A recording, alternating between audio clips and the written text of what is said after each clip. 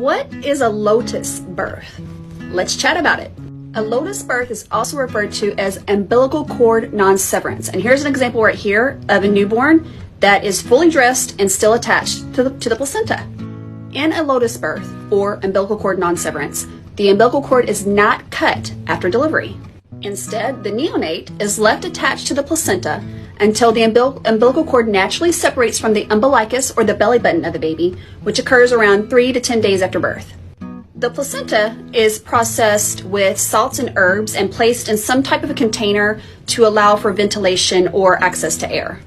Although this may sound really cool, this practice has zero medical benefit.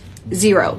It is more of a spiritual practice that honors the birthing process and a sacred relationship that occurs between the neonate and the placenta. The placenta is actually a non-viable organ after birth, and the pulsation of the umbilical cord occurs around 5 minutes after delivery.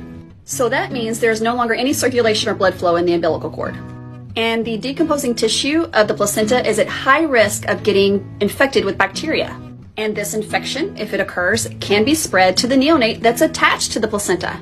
In fact, there are numerous case reports of neonatal hepatitis, sepsis, endocarditis or infection of the heart, and umbilical, which is an infection of the umbilical cord stem. As a result, expert opinion does not recommend the practice of lotus birth. If you are considering it, please make sure you understand the potential risks of this practice.